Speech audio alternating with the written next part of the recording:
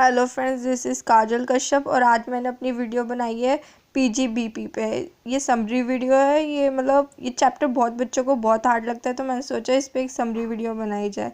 तो ये हमारा जो सबसे पहला ये सेक्शन है वो हमारा चार्जेबिलिटी से रिलेटेड है कि हम जो प्रॉफिट गेन जो हमारे बिजनेस में होता है उसको कौन कौन सी ऐसी ये कुछ ट्रांजैक्शन कह लो या कुछ स्टेटमेंट्स हैं जो कहती हैं कि हाँ, इसमें प्रॉफिट हमारा और जो गेन होता है वो हमारे बिजनेस से रिलेट करता है। तो ये सेक्शन काफ़ी लार्ज है, पर ये एग्ज़ाम पॉइंट ऑफ व्यू से ज़्यादा इम्पोर्टेंट नहीं है, पर ये समझने के लिए बहुत ज़रूरी है क्योंकि इसमें ये हमारा बताते हैं कि कौन कौन सी ऐसी चीज़ें हैं जिन्हें हम प्रॉफिट और गेन में कंसीडर करते हैं उन चीज़ों को। ठीक है, तो इसमें सबसे पहला पॉइंट आता है कि इनकम ऑफ एनी ट्रेड और professional association from specific service perform to its member.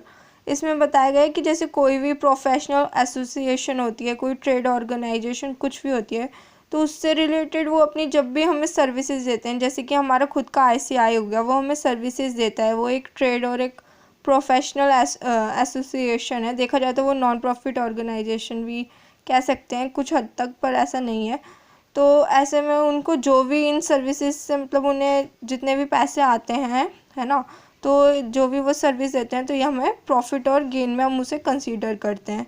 और जैसे कि इंपोर्ट एंटाइटलमेंट लाइसेंस और एग्जिम स्क्रिप्ट, इसका ये मैंने यहाँ पे शॉर्ट में लिख रखा है।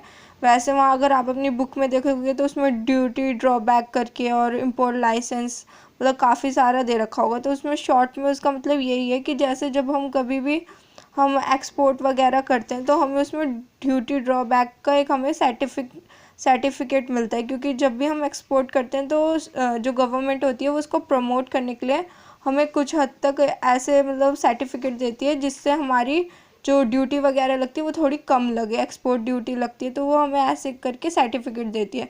और अगर आगे चल के हमें किसी ने वो सर्टिफिकेट दिया, ठीक है, हमने अपने एक्सपोर्ट करा, हमें वो सर्टिफिकेट मिला, गवर्नमेंट ने हमें प्रोवाइड करा और आगे चल के हमने वो सर्टिफिकेट किसी और को बेचा, तो उससे मिलने वाला जो हमें पैसा होगा, जो प्रॉफिट गेन होगा, वो भी हमारा पीजीबीपी में कंसीडर होगा। तो इसका क्या सिंपली सा यही मीनिंग है, ये ड्यूटी ड्रॉबैक है ना। फिर इसमें वो वाला पॉइंट मैंने अपनी इस वक्त नोटबुक में नहीं लिख रखा, जो कि है टर्मिनेशन एंड मॉडिफिकेशन ऑफ करके मैनेजर वगैरह का है। उसमें सिंपली अगर वन लाइन में बोला जाए तो उसमें यही बताने की बताया है कि जब भी कोई मैनेजर या कोई हमारा एजेंट होता है, जब वो हमारा बिजनेस वगैरह छोड़ के जा रहा होता है या फिर उसकी जगह कोई और आ रहा होता है, तो उसको जो हम हमारी तरफ से पैसे हम देते हैं उन्हें, जो उनको प्रॉफिट गेन जो भी उनको इनकम होती है वो उनकी profit gain from business or profession consider करी जाएगी। तो इस सेक्शन में मेनली वही चीज़ें कि हम कौन कौन सी चीज़ों को profit and gain from business and profession consider करेंगे। ठीक है, तो अब यहाँ पे ये वाला पॉइंट है कि the value of any benefit और प्रिक्वेस्टेड arising from any business or profession. इसमें वाले पॉइंट से है जैसे कोई भी हमारा पार्टनरशिप फॉर्म है, ठीक है, उसमें कोई पार्टनर आता है हमारा, उसको हम कोई भी सैलरी देते हैं, कोई इंटरेस्ट देते हैं, तो वो भी हम पीजीबीपी में ही कंसीडर करेंगे, ना कि सैलरी में उसे हम कंसीडर नहीं करेंगे कि income under the head of salary consider कर लो। उसे हम income under the head from profit and gain of वो बिजनेस एंड प्रोफेशन ही कंसीडर करेंगे। और जो हमारा प्रॉफिट होता है, जैसे पार्टनरशिप में हम जो प्रॉफिट देते हैं वो हमारा, अगर आपको पता हो, वो एग्जम्प्ट होता है अंडर द सेक्शन 10(2)(a) कौन सा होता है पता नहीं उस सेक्शन में एग्जम्प्ट होता है। वो सेक्शन अभी करंटली मुझे रिमेंबर नहीं है, पर वो 10 कुछ होता है, तो एक बार वो आप देख लेना। ठीक है, ये वाला पॉइंट मैं आपको इससे ये वाले का बता रही हूँ, जो ये है ना, the value of any benefit or perquisite arising from any business or profession. और ये वाला जब भी जो ये वाला पॉइंट है, इसके लिए एक और अच्छा एग्जांपल है जो मैंने अभी सैलरी वाला बताया, वो तो इससे है कि any interest salary bonus commission remuneration receive due to a partner from a partnership firm.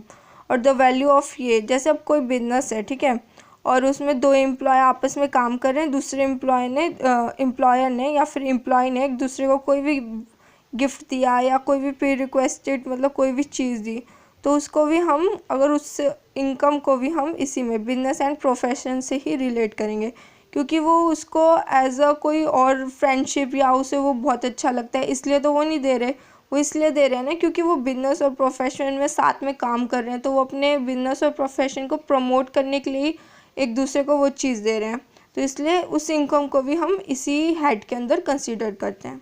तो ये वाली बात है, ठीक है। तो फिर अभी हमारा 8th पॉइंट है any some receive under agreement for not carrying. ये हमारा नॉन कॉम्पिटेंसी से रिलेटेड है। जब हम किसी को कहते हैं कि आप हम अपना कंपटीशन कम करने के लिए हम एक एग्रीमेंट साइन करा लेते हैं कि आप हमारे साथ इतने साल तक या फिर कंपटीशन नहीं करेंगे, या फिर हम जिस पर्टिकुलर बिजनेस में अपना काम कर रहे हैं आप उस नेचर के बिजनेस में खुद काम नहीं करेंगे, तो इसे नॉन कॉम्पिटेंसी कहते हैं, ठीक है। तो ये 2 तरीके से होती है। एक तो हम उनको कहते हैं कि आप अपना जो पेटेंट है, कॉपीराइट है, ये सब लाइसेंस वगैरह किसी और के साथ शेयर मत करना, क्योंकि अगर आप ऐसा करोगे हमारा बिजनेस कम पड़ेगा, मतलब इस टाइप की चीज़ों से होता है। फिर एक मेनली जो इम्पोर्टेंट वाला पॉइंट होता है ये होता है ये वाला, जो इसमें काफ़ी इंपॉर्टेंट सेक्शन ये की मैन इंश्योरेंस पॉलिसी वाला भी है। की मैन कौन होता है? सबसे पहली बात तो ये है, की मैन होता है जैसे हमारे एम्प्लॉय है, कोई एक ऐसा एम्प्लॉय है जिसकी वजह से हमारा बिज़नेस काफ़ी मतलब इम्पॉर्टेंट वो एम्प्लॉय है हमारे बिज़नेस के लिए। जैसे हमारा बिज़नेस बहुत अच्छा चल रहा है तो उसे हम की मैन बोलते हैं, उसका नाम दे देते हैं। तो वो की मैन को अगर हम उसकी लाइफ इंश्योरेंस पॉलिसी करा देते हैं, नहीं लाइफ नहीं, जनरल इंश्योरेंस पॉलिसी। लाइफ और जनरल इंश्योरेंस पॉलिसी में थोड़ा सा डिफरेंस होता है, तो हम उसकी जनरल इंश्योरेंस पॉलिसी कराते हैं ताकि जब अगर बाई चांस उसकी डेथ होती है तो उसकी फैमिली या वो मतलब कोई सफ़र ना करे, या फिर जब भी वो कभी भी नौकरी वगैरह छोड़ के जाए तब उसको एक हद तक अमाउंट मिल पाए, ठीक है। The object of Keyman Insurance is to indemnify a business concern from the loss of earning resulting from the death of valuable employee. The amount of Keyman Insurance can be estimated as the monetary value of the likely setback to the profit of the concern due to the death of Keyman. तो इसमें यही बताया गया है कि उस keyman को जो भी हम इंश्योरेंस का अमाउंट देते हैं उसको कहाँ चार्ज करेंगे, जब उसे या फिर उसको अमाउंट मिले या फिर उसके किसी नॉमिनी को अमाउंट मिले तो हम उसको कैसे चार्ज करेंगे, क्या हम उसे पीजीबीपी में करेंगे, किस में करेंगे, तो वही इसमें बताया है।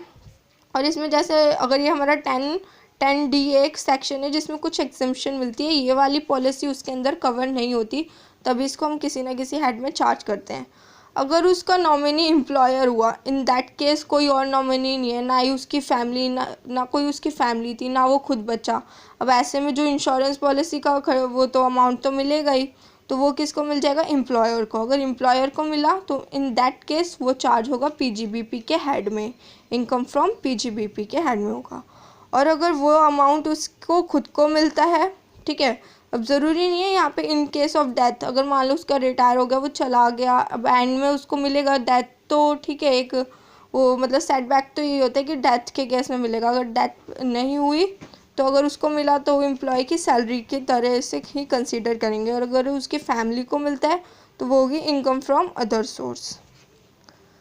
और फिर हमारा जो सेक्शन 29 होता है वो मेनली यही होता है कि हम उसको जो हमारी business from profit and gain है इसको हम कैसे कंप्यूट करेंगे, ठीक है।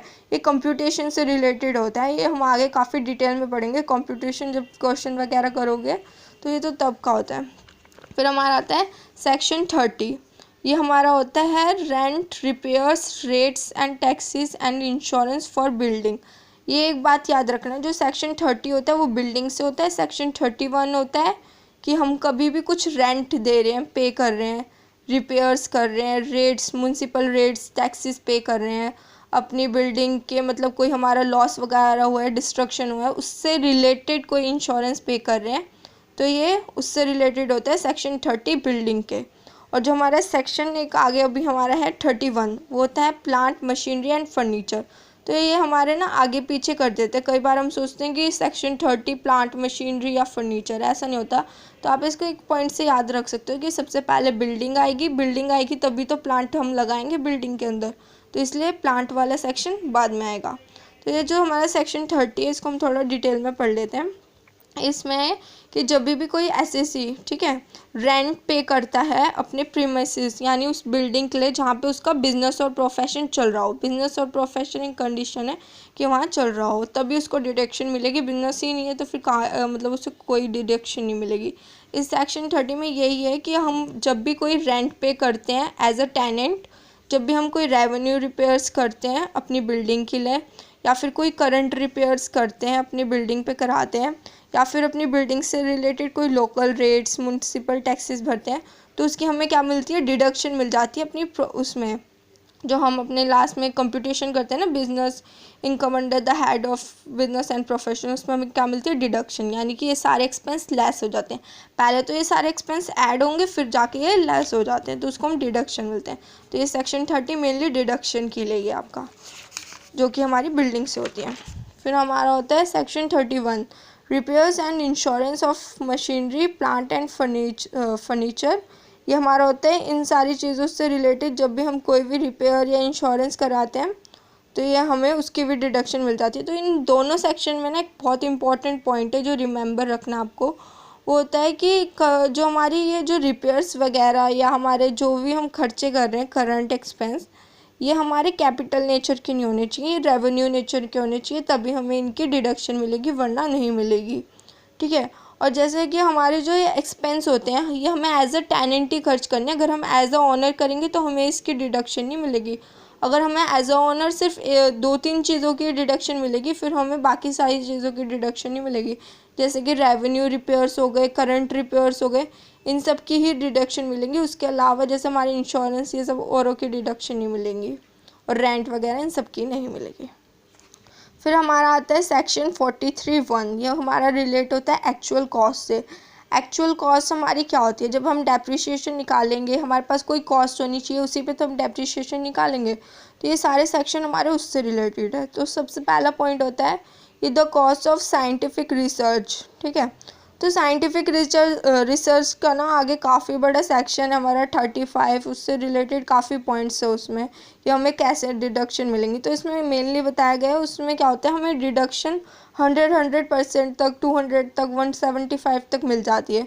तो उसकी वैल्यू आखिर में यही होता है कि नील हो जाती है, यहाँ तक कि माइनस में चली जाती है। तो इसलिए ये सेक्शन में ये बताया गया है कि उसकी कॉस्ट का मतलब बताया है। तो ये पहला पॉइंट तो आपको भी इतना समझ नहीं आएगा, ये आगे का सेक्शन पढ़ोगे तो आपको खुद ही समझ आ जाएगा कि ये साइंटिफिक रिसर्च में क्यों नील होती है। फिर उसके बाद होते हैं गिफ्ट और इनहेरिटेंस।